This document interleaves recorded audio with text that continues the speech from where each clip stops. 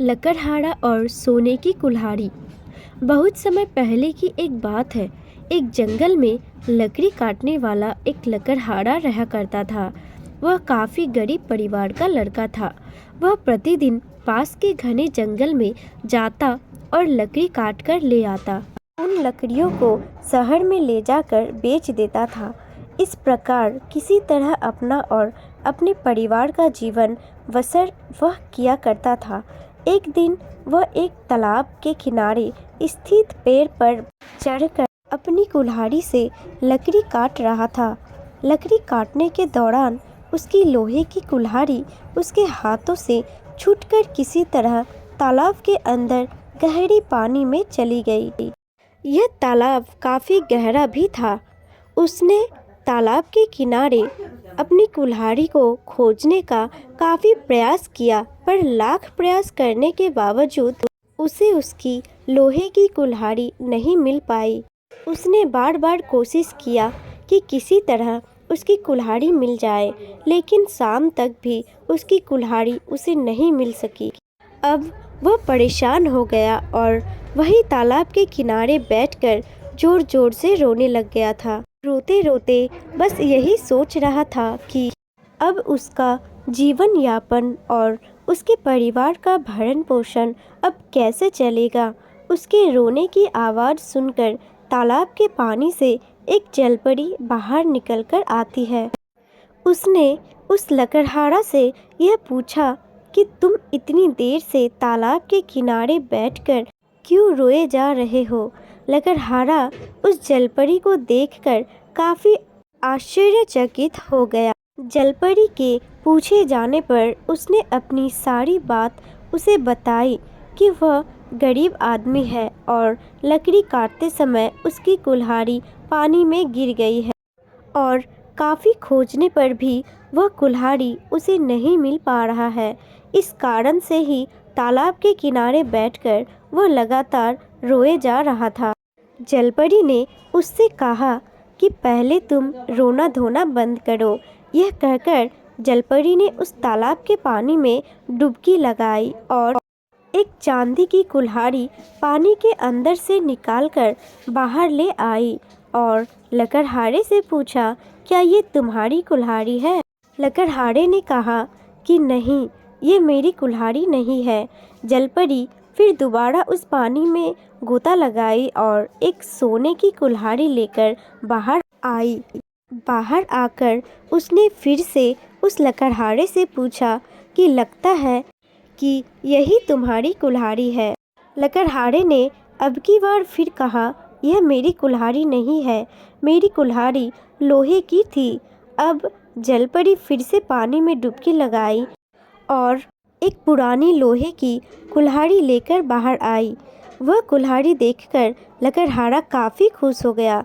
उसने कहा कि हाँ, यही मेरी अपनी कुल्हाड़ी है।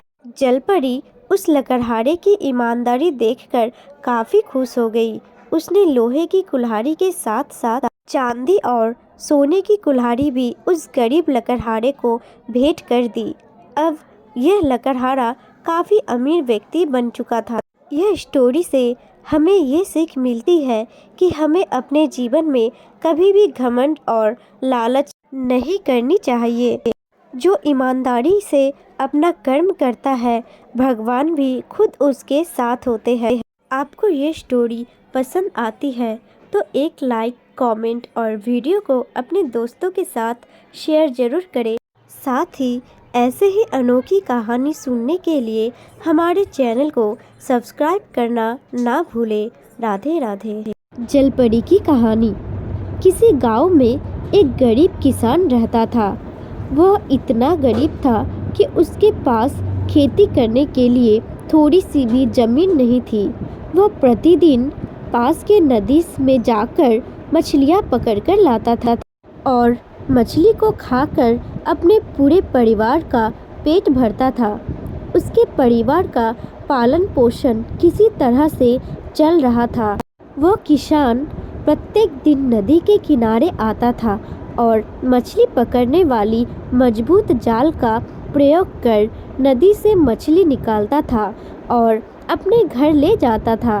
कुछ दिनों के बाद नदी में मछलियों की संख्या काफ़ी कम हो गई।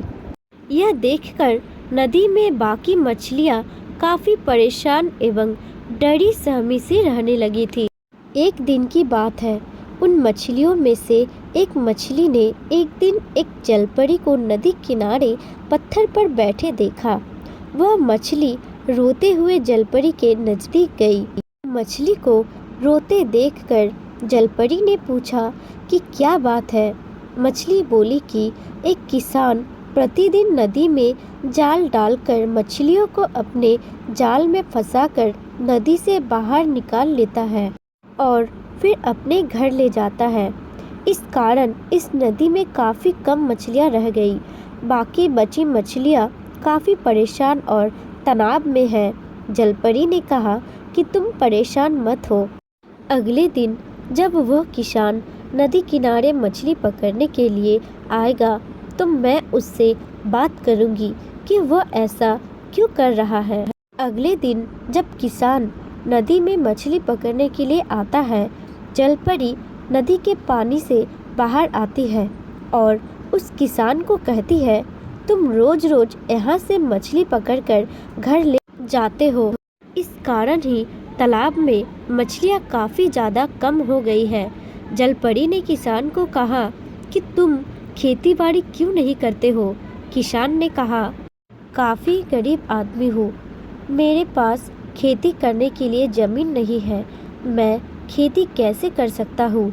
मछलियाँ पकड़कर अपने घर ले जाता हूँ, इससे मेरा परिवार का पालन पोषण होता है। मेरे पास इसके अलावा और कोई उपाय नहीं है। अगर मैं मछली नहीं पकड़ूंगा तो मेरा परिवार भूख से मर जाएगा। जलपरी को किसान की बात समझ आ गई। जलपरी को लगा कि किसान सही कर रहा है। यह अपने परिवार की मजबूरी के कारण नदी में मछली पकड़ता है। मछली को भोजन के रूप में खाकर इसके परिवार का किसी तरह से पालन पोषण चलता है। जलपरी को उस किसान पर बहुत दया आ गई। इसके बाद जलपरी पानी में डुबकी लगाती है और कुछ ही देर में अपने हाथ में कीमती मोती लेकर नदी से बाहर आ जाती है।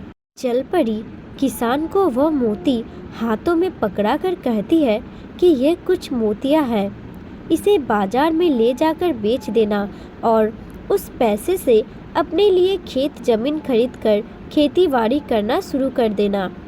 इससे तुम्हारे परिवार का भरण पोषण भी अच्छे से हो जाएगा और बेचारी इन मछलियों की भी प्राण रक्षा हो जाएगी। वह किसान बहुत खुश हो गया। वह मोती लेकर अपने घर चला जाता है। अगले दिन बाजार में उसने एक मोती को किसी सोनार के यहाँ बेच देता है। सोनार से उसे काफ़ी पैसे मिल जाते हैं। उस पैसे से वह किसान जमीन का कुछ टुकड़ा खरीद लेता है। उस जमीन पर वह किसान खूब मेहनत कर तरह तरह की फसल पैदा करता है, जिससे वह अपने परिवार का भी पेट भरता है और कुछ फसल बेचकर पैसे भी इकट्ठा करता है। इस तरह अपनी मेहनत से वह किसान धीरे धीरे अपने गांव का अमीर आदमी बन जाता है। आपको यह स्टोरी पसंद आती है तो एक लाइक, कमेंट और वीडियो को अपने दोस्तों के साथ शेयर ज़रूर करें। ऐसे ही अनोखी कहानी सुनने के लिए हमारे चैनल को सब्सक्राइब करना ना भूलें।